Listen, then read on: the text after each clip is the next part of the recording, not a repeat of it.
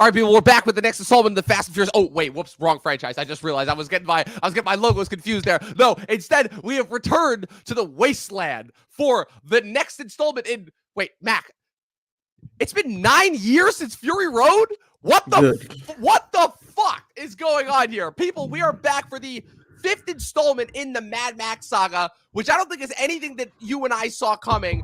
Furiosa, a Mad Max saga, a prequel about about Charlize Theron's character from Fury Road, Furiosa, this time portrayed by Anya Taylor-Joy. Mac, this should have been an absolute recipe for disaster, and somehow only in 2024 did this come out being one of the best movies of the year so far, if I do say so myself, if I'm just pulling that Band-Aid right off.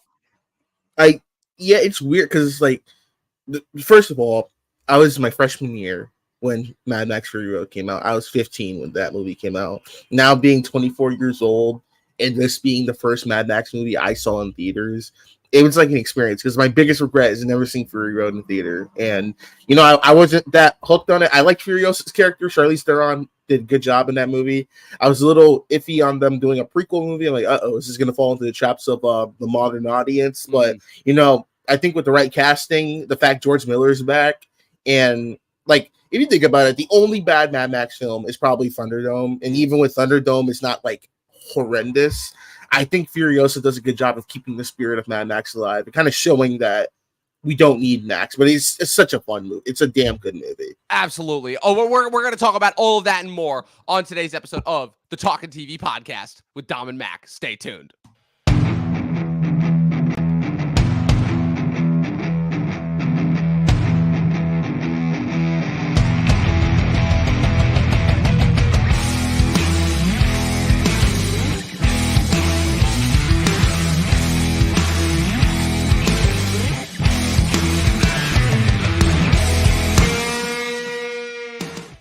Mac, my guy. Oh, man. Like, we just had so much fun doing that quick spur of the moment, last minute MCU tier ranking. And so naturally it fits, obviously, that we're together to talk about Furiosa, a Mad Max saga. I took a little bit of a break off last week. I was set to review Imaginary Friends and Back to Black, but due to everything that was going on in my life, I just graduated from school. I was going through a little bit of, you know, those post-graduation blues right there. I'm in the midst of, you know, just to give you guys some behind the scenes as far as what's going on at the Talkin TV podcast. We haven't done that in a while. I'm in the little bit of a midst of a creative reset in terms of figuring out exactly what I want for the podcast going forward. You know, maybe not necessarily going live every week the way that I was doing so previously, you know, keeping more so in tune, letting the year actually dictate what it is that is going on with the podcast rather than trying to mold the podcast around the year of movies, you know, trying to put out an episode every week. I tried to do that back in 2022. It didn't work out so well. 2023, obviously, it benefited me tremendously. And then this year, given the inherent overall quality of movies, it hasn't been too great. You know, we've had some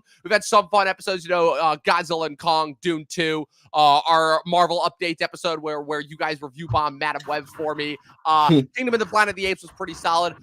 But now here we are. And the weird thing about Furiosa is that even in the year of 2024, kind of, you know, the year where, again, it's another, unfortunately, it's another 2008, 2009, in that this is a year that is just riddled. The strike effect can be seen across the board. You know, we have precious little content. What little content we have is pretty middling to average at best. The TV has just not been there. But what's interesting is that kind of they've taken the lesson, what the studios have done is they've taken the lesson of the last couple of years, which is where we're just going to make like 1 to 2 like movies a year, and we're just going to make them the biggest friggin' events of the year. And they really seem to have been running with that this year, you know, even with movies from like smaller budgeted studios, like what A24 was able to pull off with Civil War was actually kind of impressive. You know, April is usually a month that doesn't have a lot of box office successes, and what they were able to pull off with Civil War and then and kind of the effect that movie had across the board was kind of rather interesting, even if the movie itself didn't measure up to snuff. And now we're into May, the beginning of the summer, and it's been one of the strangest Mays yet. We don't have a Marvel movie that opened up the month. We had The Fall Guy, which went to direct to DVD only 2 weeks. It was quick. Yeah, it was a quick turnaround. Yeah, 2 weeks after it was in theaters, you know. Kingdom of the Planet of the Apes was a pretty big success. And now we're here We're at Memorial Day. Memorial Day is always an interesting time of the year. You know, this is infamously the spot where Top Gun opened up 2 years ago and saved cinema, quote unquote, and was like the highest grossing movie and the biggest movie event in a long, long time. Memorial Day has always, again, kind of been a hit or miss ratio.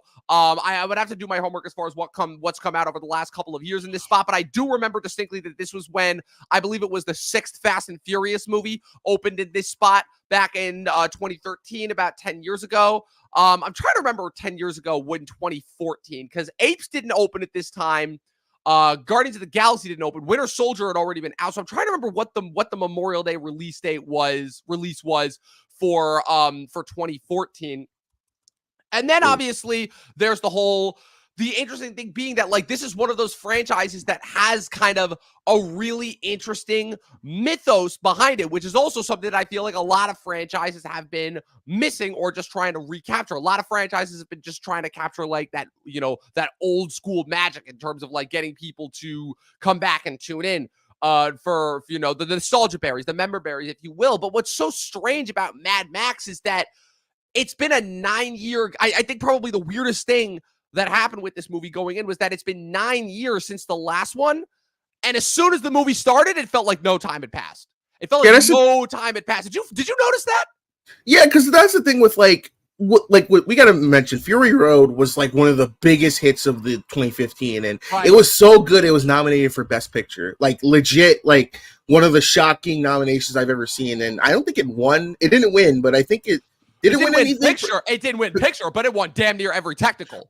Yeah, because that one thing I have to respect about George Miller is that he does not. He's just like FCGI, everything's practical, and that kept the same spirit in Fury Road. But no, it's weird because you think about it. When 2015 was happening, we're like, all right, cool, we're gonna get a sequel to this. Fall Max, another adventure. But Furiosa was such a popular character. I guess the next step would have been to do a sequel to that. But we waited all these years later. He's like, nah, we're gonna do a prequel. And it's like, wait, what? And it does feel weird because the timeline of the Mad Max films are a little weird unless you're really paying attention. So it's like a weird continuity because we're following Max, who goes from different adventure to adventure, meeting different people. And rarely do you have people from the previous film kind of go to the next film.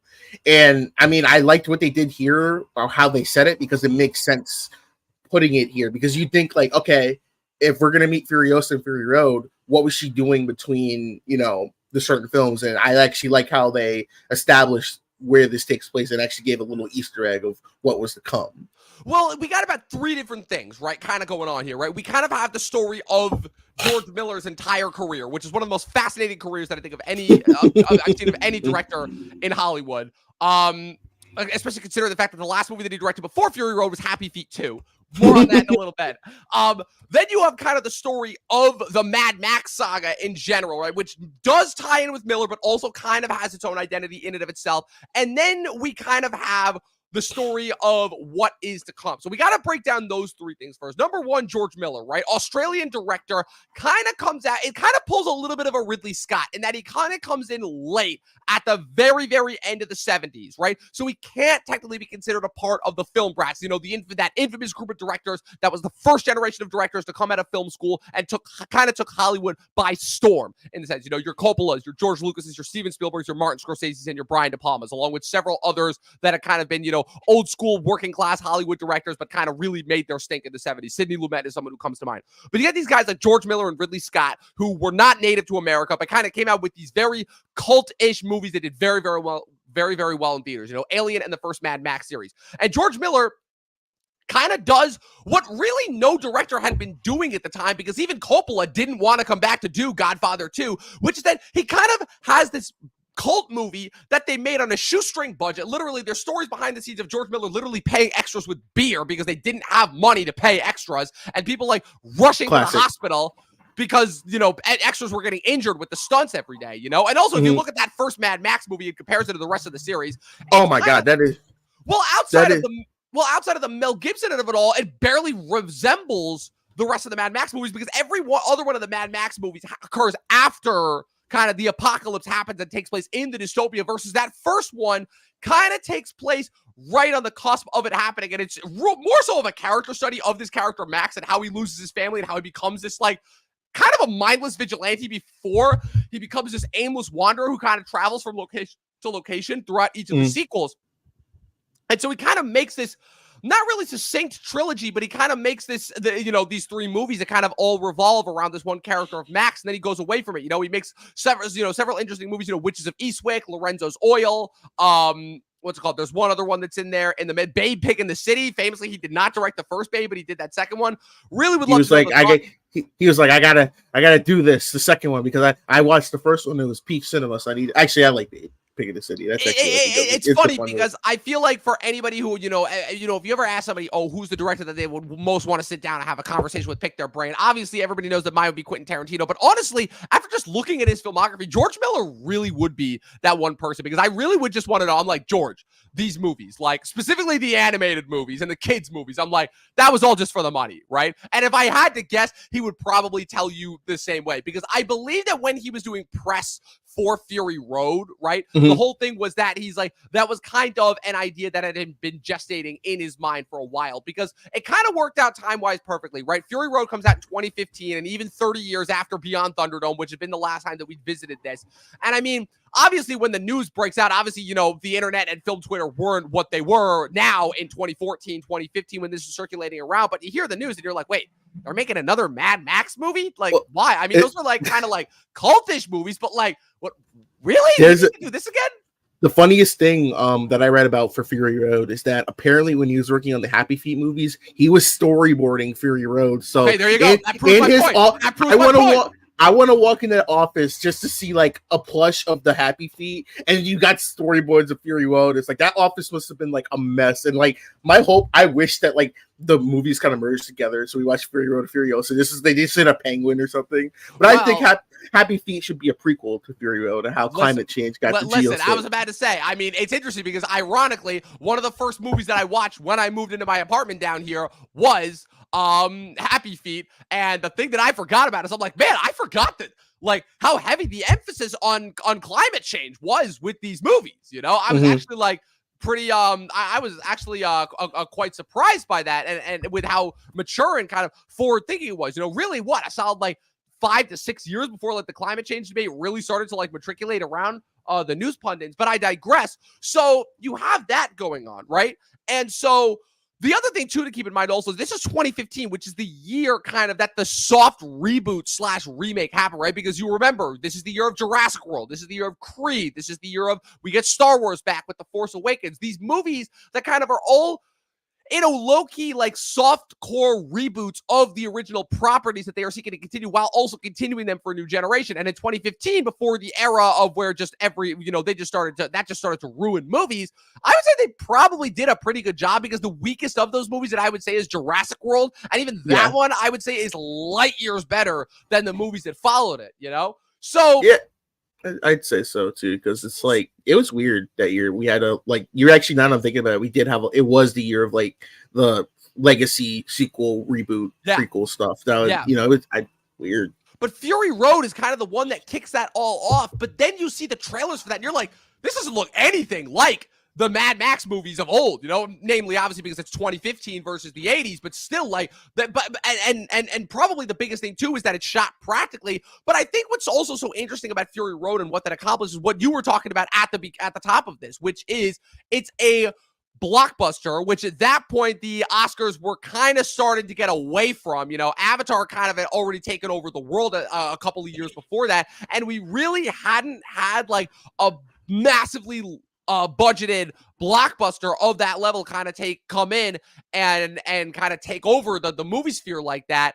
And it's interesting because when I saw that movie, I was a senior in high school. It was 1 week after Age of Ultron, which at that point I was only about the Avengers, because I'm like, oh my God, we finally got them back. The Marvel machine was still, just really starting to kick off. It was kind of, recapturing the fun that I had freshman year of high school when the first Avengers movie came out. And then this Mad Max Fury Road movie comes out, and I watch it and I'm like, okay, this has got some pretty dope action in it, but like, what does this movie really have going for it other than that? I'm like, okay, it's just a massive, almost 2 hour long chase movie, and that's about it. I'm like, the acting is good and everything, and the scenery is cool, but it's kind of fascinating how these types of movies work, because despite this movie, Fury Road, kind of having that very simplistic plot, And in a weird way, kind of, I had a similar problem with it that I did with Dunkirk 2 years later. But it's that it's the rewatchability and the simplicity of it that really allows these things to last over time. And now here we are 9 years later, especially with Furiosa as this companion piece.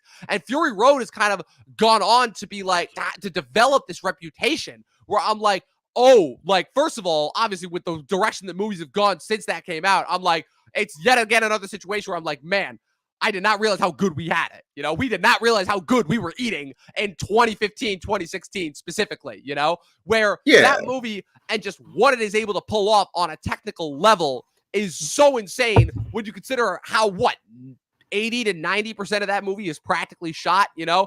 And it's kind of insane how when I'm watching this movie, Furiosa, again, it's been 9 years since that last movie, and it feels like no time has passed.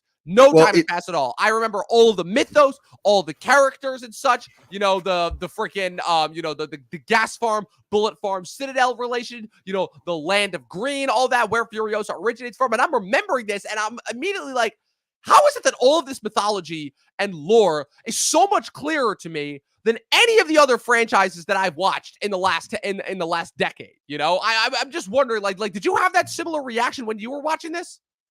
I'm sorry, could you repeat that again? I was just reading about the no, it's just like the budget, just to compare it. The budget from the first Mad Max film ranged between 350,000 to 400,000, and now Furiosa is 168 million. So I think that answers the question of how they have that much money on. But what did you say the first time? Just in the sense of like how, even though there's such a large gap between movies, like perfect example, right? Perfect example. Avatar: The Way of Water, right? Oh god, that movie comes out, and you're like, okay, they're trying to catch us up on all this lore and mythos that ultimately, like, we really don't care about, right? And and also that movie kind of shoots itself in the foot where it kind of has to have like a 20-minute long prologue of catching you up with everything because it's been so long, and so by nature they have to make the gap that's happened in universe in between those movies so long in order to catch you up.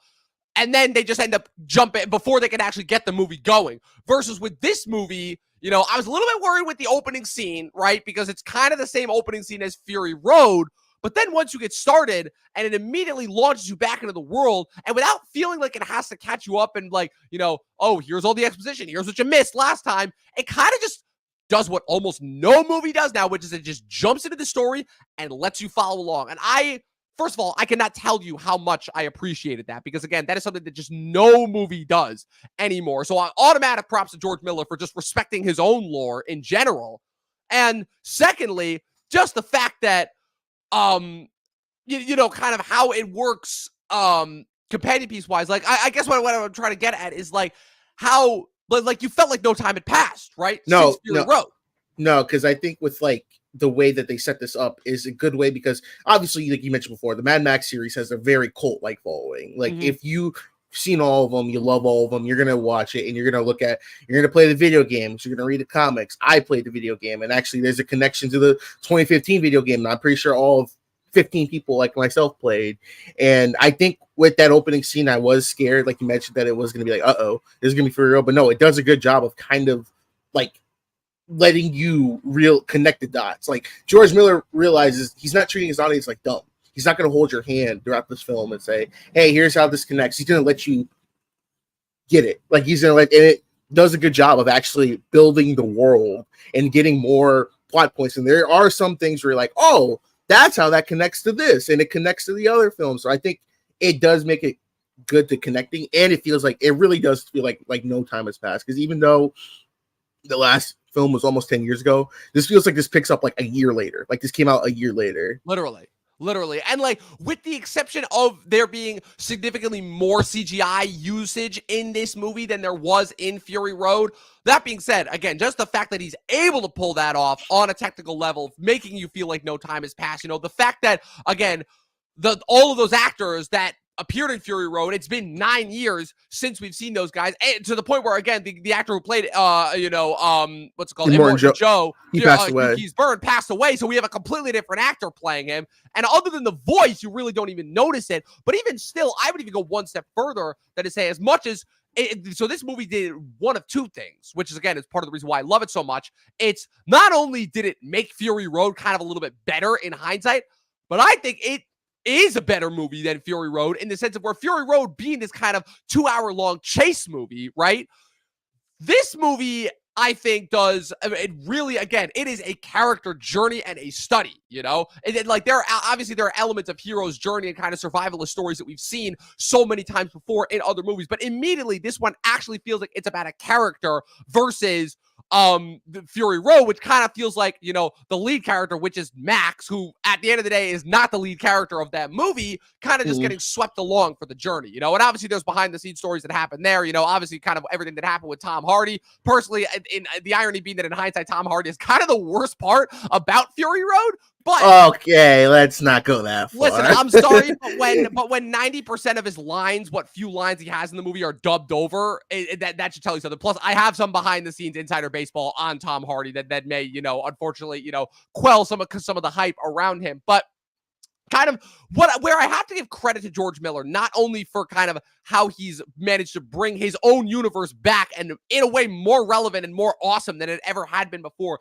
It's that he realizes that this world, this mythos, doesn't necessarily have to revolve around one character. And I kind of love that when creators are able to do that, because they're able to do that so rarely, you know? So rarely are you able to make an entire world more interesting than the one character that you've introduced it to. Like, as far as I'm concerned, like, you don't even need to do another movie about Furiosa. You could just continue to make movies that are set in the wasteland that are about all of these different characters and civilizations, you know? That's what I was gonna say too. With the whole series, it's just like one of the bigger things that I think makes Mad Max kind of like respectable for its lore is that the entire world itself is a character, because the little thing we know about it is that there was wars, there's water shortage, and it's just a desert wasteland. And we know it's Australia. I like to make a joke that this is just a regular Tuesday in Australia. But that's the thing with it. It's like you really don't need Max. Like Max, it is Mad Max, and you know he is kind of like the de facto main guy because we followed him. But I'll give an example. When George Miller had the idea for Fury Road back in 1987, and at that time we had Thunderdome with Tina Turner, and you know, and then it was a development hell for so long, and then the whole Mel Gibson thing happened, and they had to fire him. And I remember everyone was like, "Oh, Mel Gibson's not going to be Mad Max. I'm not going to see this." Blah, blah, blah, blah. Then Tom Hardy was on Mad Max, right? Okay, that's fine. And then they were like, "We're going to do Furiosa, which is going to be the same universe." They were like, "Eh." And then now Furiosa's doing well, and it's like, okay, maybe we don't need Max, but you can make a story of like, honestly, I would love a TV series about the lead up, having it go to that world, because in the first Mad Max film, we kind of saw the start of it, but we didn't get a full backstory. Like, I would like them to dive into like what made this world what it is, and like kind of the lead up to it. Yeah, no, I completely agree. Like, this is a rich and interesting world, and it's so funny because, you know, the biggest difference between something like this and Dune is where Dune is based off of books, so you kind of have all of that mythos, you know, out there already to know. And so Dune, it's more so about, okay, how are they gonna nail the presentation of this? You know, it's kind of the issue also that they have every time you have a comic, you know, an adaptation of a comic book. You're always going to be comparing it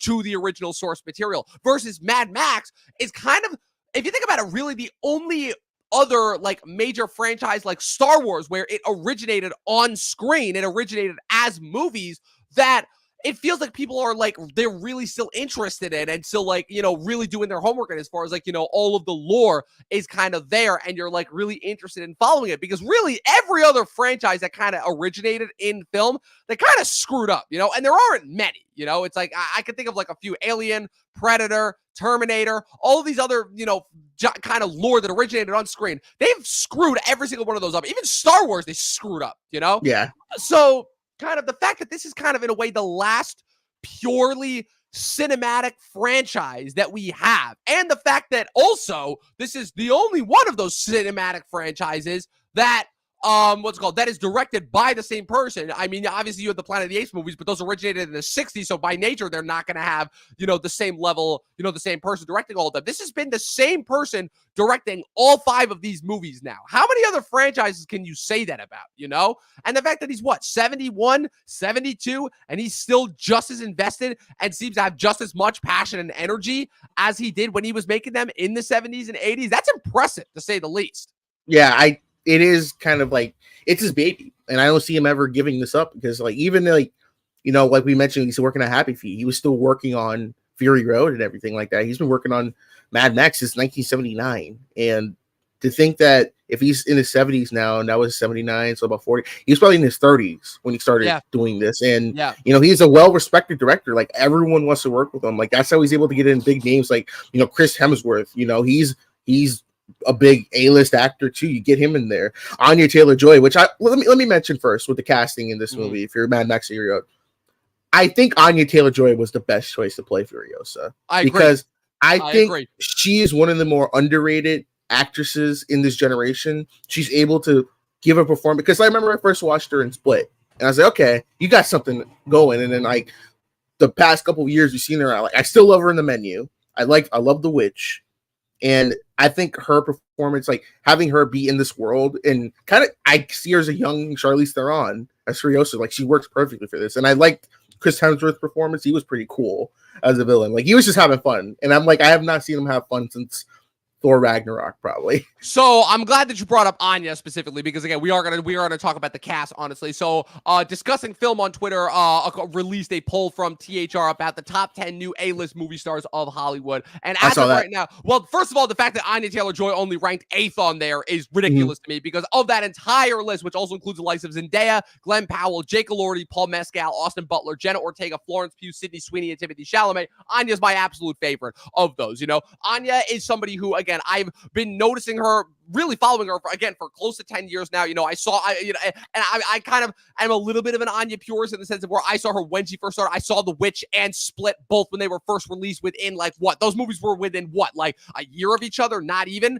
And I was just absolutely floored to be like, who is that girl? And then it just kept going and kept going and kept going. And she's one of those only stars on that list that I just read off who consistently has never let me down as far as movies go. I would make the argument she is the best actor of the Gen Z class of actors that has come out, in the sense that she has never given a bad performance and has never disappointed me, even though unfortunately she has been stuck in a few stinkers. She did unfortunately contractually obligated to appear in Glass, and we all know how that went. But again, I mean, you look at the track record that she's had since then, movies like Thoroughbreds, The Northman, what's it called, The Menu, last year. Last Night in Soho. Exactly. Like the track record, it just keeps going and going and going.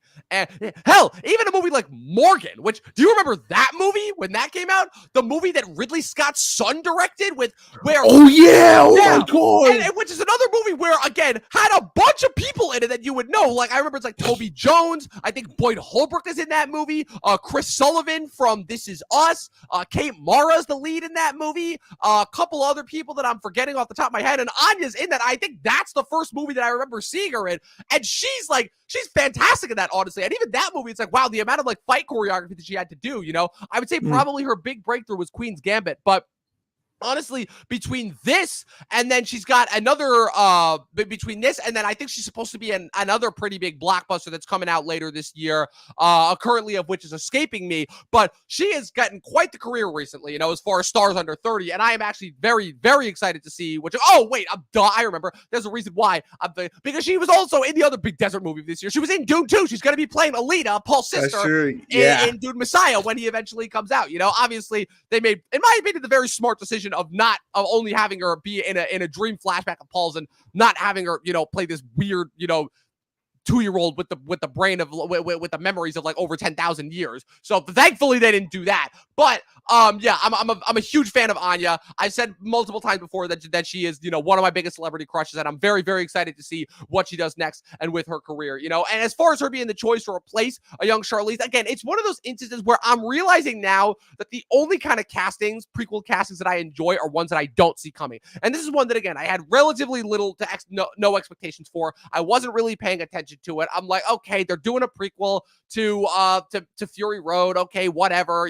Anya's playing the young Charlize. Okay, whatever. She'll probably be good, but I don't care enough, at the time. And then naturally when I see it, I'm like, oh, she's fucking awesome. She nails this. And this is You know, the cool thing about Anya is that she's got such a range as an actress. You know, she goes from, you know, she's played twisted, she's played really vulnerable, she's played, very sarcastic, she's played the smartest character in the room a couple times. She really runs the full gamut as far as acting abilities go, and that's the reason why she's my favorite one on that list so far that I just read off, because every one of those other actors is kind of known for their one respective shtick, but she's the only one on that list to me that really has proven to be a true three-dimensional, fully fleshed out actor who can pull off all gamuts of emotion.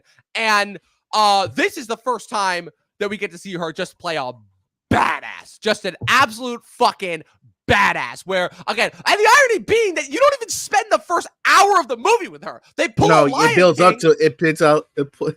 It like builds up to her. Yeah, you get a glimpse, and then we got to wait. They pull a Lion King in the sense of where the first 45 minutes of this movie you're spending with this younger actress who plays the younger version of her, who is also quite good, as she is kidnapped from her homeland, the Wasteland, and eventually brought to Chris Hemsworth's character Demetrius, and then spend significant time with him before she's traded to Immortan Joe, and only then, obviously, and she's able to escape and kind of, blend in with the mechanics in his crew. That's when it transitions to Anya, and also the fact that she's got how many speaking lines of dialogue in this movie? Not even. I think I count. Someone did count. I think she has like 54 lines of dialogue. Yeah, which in a 2.5 hour long movie. I think that's even less or the same as Tom Hardy as Mad Max and Fury Road. I'm pretty sure. I think Tom Hardy still has less, because I don't know how much grunting counts as actually, lines. But yeah, it absolutely blew me away. It blew me away. And the fact of, also it's like, she does not have it easy, obviously, going into this. This is a character who, again, shaves her head multiple times, has to blend in, with guys, gets her arm crushed. That's the infamous thing. Furiosa, she's missing the one arm. So you're like, okay, at what point is she going to miss the arm? Is she going to get the arm chopped off? And the movie keeps going and going and going and going. And then we get to the assault on the bullet farm. And then you have Demetrius chasing them.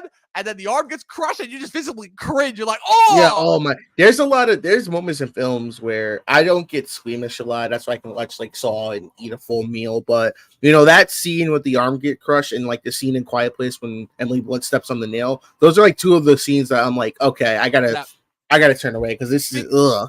I'll tell you why those work in the way that like other horror movie kills don't, because it's a matter of stakes, it's a matter of genre, and it's a matter of physics, right? The fact of the matter is, at the end of the day, we are so beyond used.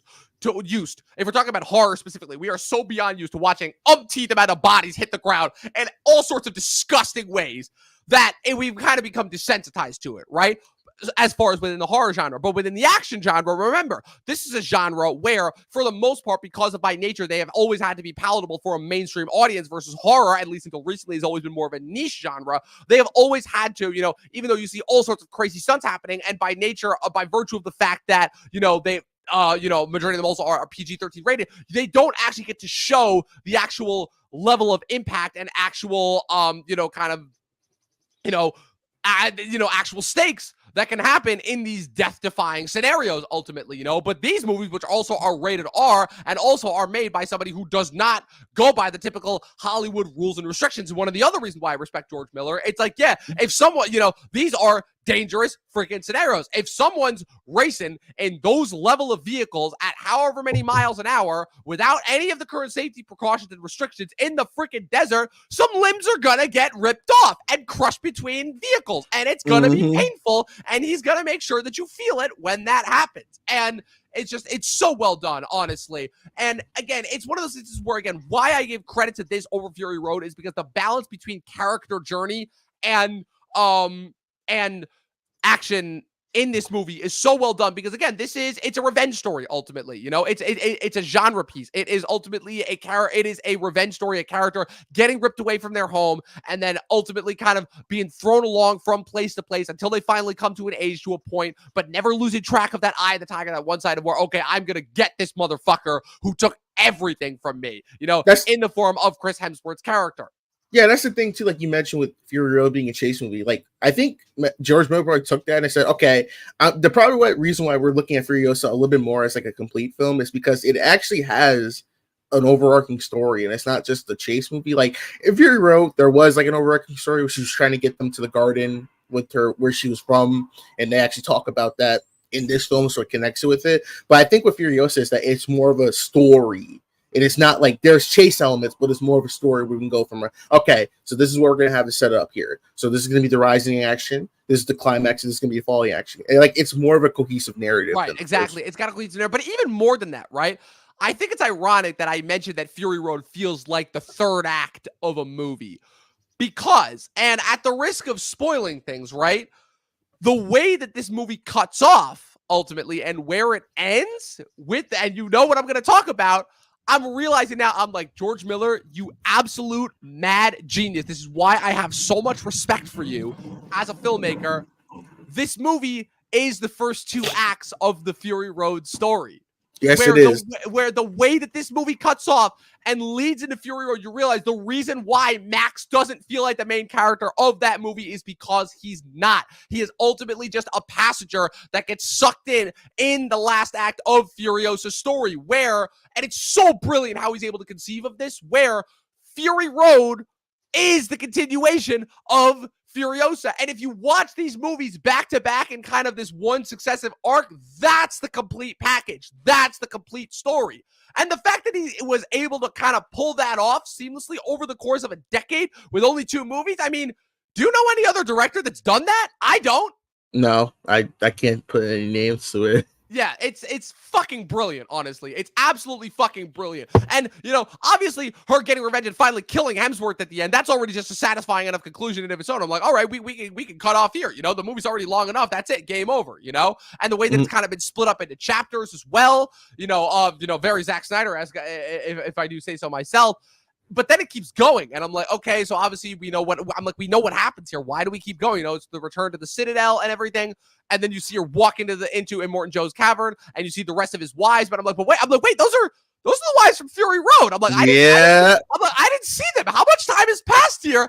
And then it cuts to, and now it's no longer Anya, it's Charlize as she's sneaking them into the trailer, into the truck, and then the door closes. Movie ends, and then this dude has the balls to just have Fury Road playing throughout the credits. I'm like, mwah, chef's kiss. I was applauding. I'm like, that is somebody who knows what he is fucking doing. I was ecstatic about that.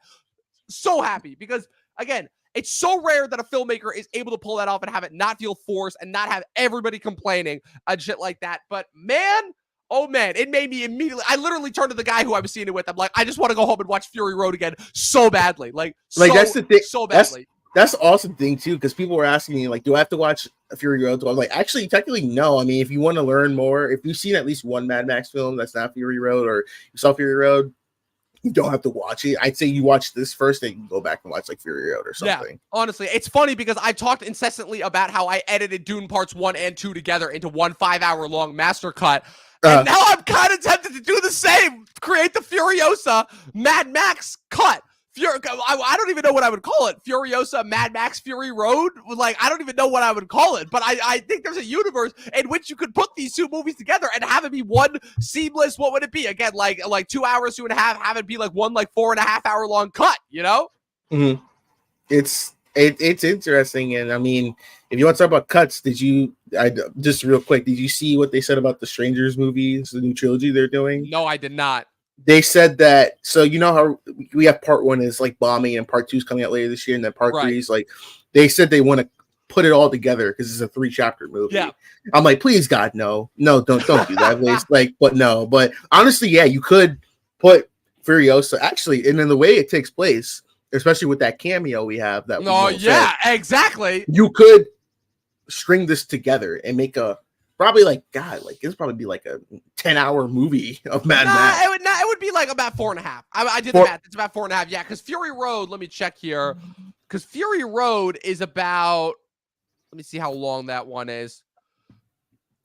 Fury Road is an exact 120 minutes. So that's exactly 2 hours. And this one is about 2.5. So again, you cut those 2 movies together, and literally you could probably you could probably get about 4.5 hours out of this, just about, you know? I mean, they want to bring back these, you know, they clearly want to go back to the 50s in the sense of just creating these massively long very epic feeling, big budgeted films and release only about like a couple of them a year. So if that's what Hollywood wants to do, I'm like, shit, why don't we just, do our part with that and editing together these massively long cuts, rather than having to wait years on end for for these features. The only other person I wanted to talk about before we get out of here is Chris Hemsworth, obviously, who is the villain of this movie. Even though we get Immortan Joe and his kind of cohort back in this movie, the main villain of this movie is Chris Hemsworth and his character of Demetrius. And Chris Hemsworth, man, you want to talk about an actor who it feels like Hollywood is just not knowing what to do with. I mean, really, you could make that argument for a majority of the rest of the MCU actors. But I would say that that pretty much every other MCU actor has managed to kind of find their place within the Hollywood ecosystem. Olsen, Chadwick, unfortunately, before he passed, Cumberbatch, Tom Holland, Brie Larson, who already kind of had a little bit of a career going on, Mark Ruffalo, every other one of those, Paul Rudd, every other one of those actors has kind of been able to carve out their little niche within the Hollywood ecosystem, except for Hemsworth, because Hemsworth is the type of guy where, unlike the rest of those guys who are kind of still able to function in the world of, the Hollywood niches, the indies, the comedies, all that, Hemsworth is a dude where it's like, no, I want to be a star.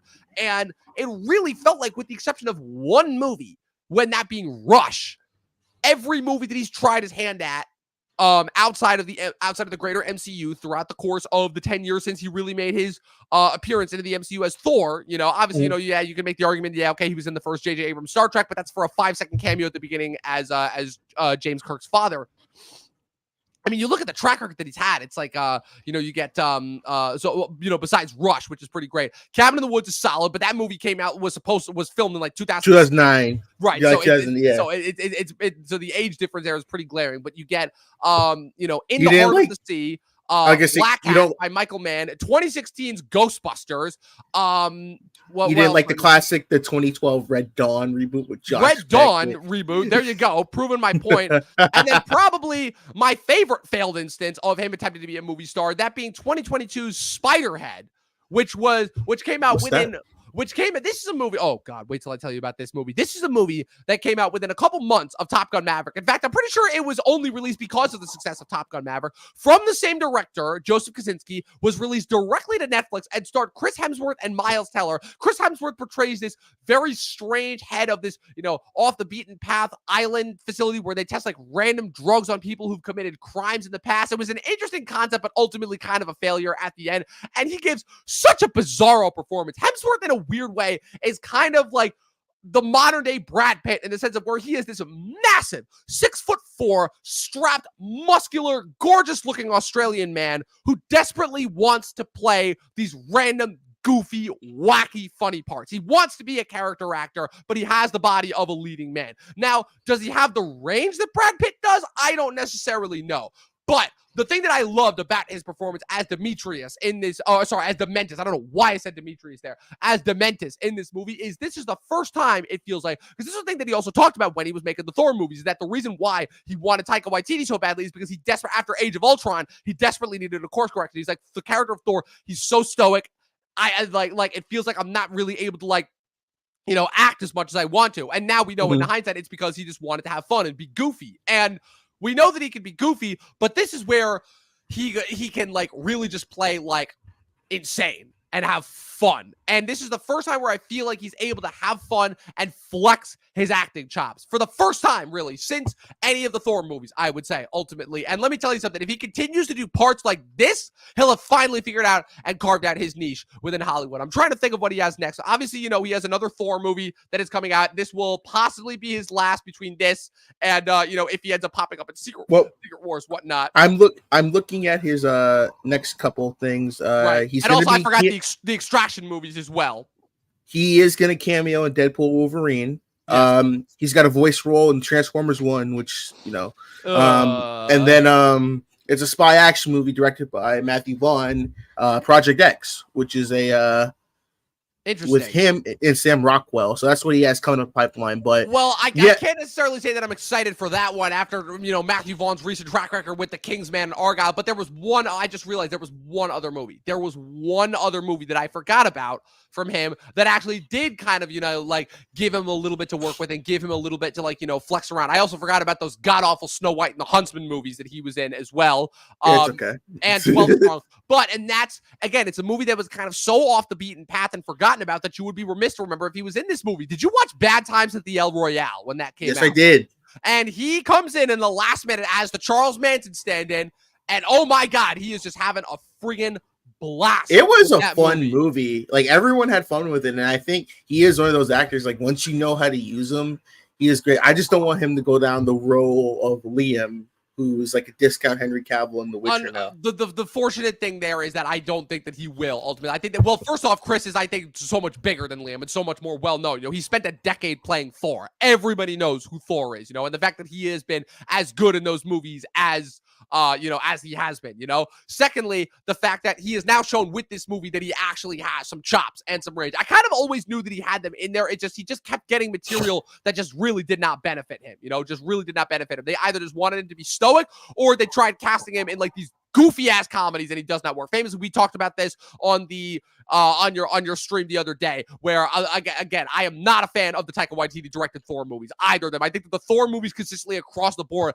have been the weakest elements of the MCU for me personally. And I just don't think that Taika Waititi really did the character or that level of story justice, because he just proved ultimately that he is not a fan of the Thor stories, So it's the worst part too with the Thor movies, because there is a balance of like, you can have if you get someone who respects the lore and still wants to add a little bit, like not make it overly dramatic. Because like, you think about it with the first two Thor movies, they were overly serious, but they had elements of comedy. I was like, okay, Chris Hemsworth has some chops and this could work. But then with the last two it was just like, we're going to lean more into the comedy. So it's like, there needs to be that balance. Because, Chris Hemsworth, he is kind of funny. Like, even say what you want about the 2016 Ghostbusters, but he does, like, he's fun. Like, even in Furiosa, some of his things made me laugh. Like, okay, you're kind of funny. And he knows exactly what he's doing. And that's part of the reason, again, why he works so well in Furiosa, is because he's with the director. First off, he's with the director that actually understands him and understands his talent. Ultimately, I think the reason why the Taika Waititi Thor movies don't work is because he wants to make Thor so funny, like he's like a fish out of water sort of thing. And I'm like, Hemsworth is not a fish out of water. Like, the part that he's playing in those Thor movies is in such direct contrast to his physicality as an actor and what he's done previously in the MCU that it feels like you're getting shot in the head with something that completely comes out of nowhere, versus something in Furiosa, which is where he absolutely understands the source material. He absolutely understands what it is exactly. He understands the assignment. He is somebody who is equal parts deranged and that's the difference. In Ragnarok and Ghostbusters, he's playing funny. In Furiosa, he's playing deranged. And that is the side of Hemsworth that we have not seen yet, is the deranged side. And that's the side that I think that he is more than capable of playing. And that's the side of him that I want to see going forward, because what is, if we're bringing it back to Thor as well, what's the one side of Thor that we really have not seen yet? We've seen classic Thor, we've seen, broken Thor, we've seen funny Thor, we've seen overpowered Thor, but what's the one Thor that we have not seen yet that everybody is begging for us to get in Thor 5? We have not seen Berserker Thor. And if he brings the level of derangement that he brings to this performance that he does to Thor 5, oh man, that might be the best Thor movie yet, personally, because you're right. He is equal parts funny, ridiculous, comical. He does have like this respect for his people, but he's just so insane and batshit nuts, that like in terms of like being able to survive in the wasteland. And oh my God. I mean, that ridiculous prosthetic nose that is so obviously a prosthetic that he's almost just showing it off and rubbing it in our faces. I just thought it was so perfect. It was so absolutely perfect, because I'm like, if that nose was on anybody else, it would have stuck out like a sore thumb. But Hemsworth, with his, again, massive 6'4" strapping figure, also the fact that Hemsworth is able to pull off getting his nipple rings pulled out and have it be like a moment of tension and not just passed off as a one-off like Marvel joke. I loved it. I absolutely loved it. He was phenomenal in this. I think he needs to do more things like that. I don't know if his character can come back in maybe a future, because the question is, what do you do with Mad Max now? Like, do you continue doing the stories of the Outlands or anything like that, or do you try to be like, okay, we need to maybe pivot this? Because I remember you never played the 2015 video game, right? Nope. As you know, I have not played. I am not a video game player. So this movie actually has connections to it, especially with Gastown, because in the game, Gastown is the last location in the video game. And I read that George Miller said that game was bullshit because they didn't use a lot of his ideas. And the developers was like, no, you're bullshit because we used your ideas. It was the big. So it's like a he said, she said. And to be honest, you can use that video game as what Max was doing before Fury, because technically they said it's a prequel to Fury Road 2, so you can place it in here. So the 2015 video game is what he was doing when Furiosa was doing Disney the end of the movie. Yes. So here's what I will say to that question before we wrap up and get out of here, which is that I had no expectations after Fury Road as far as where we were going to keep going with the Mad Max movies, and look at where we are now, And honestly, your idea as far as but I think that there's a world in which a combination of your idea and my idea where they would potentially do like a TV series showing actually the downfall of society and the beginning of the wasteland, mixed with you're following an entirely new batch of characters that's not related to any of the characters that we've seen up to this point, with perhaps little inserts and Easter eggs. Where again, you get a 5-second insert of Max in this movie, and unless you're like really into the lore, you don't even realize it. And that's how freaking attuned to this lore, to this storytelling George Miller is. I think this universe where honestly you can literally kind of do whatever you want. Sky's the limit. Stories open to wherever. And what's it called? And either way, it'll work, because if this movie proved anything, it's that again, the wasteland is purely limitless, mate. So, yeah. He's a crazy slang who eats slanger. He's a crazy slanger. And yeah, so with that being said, Mac, thank you once again for joining me. This has been an excellent discussion. Before we get out of here, your final thoughts and star rating for Furiosa, a Mad Max saga.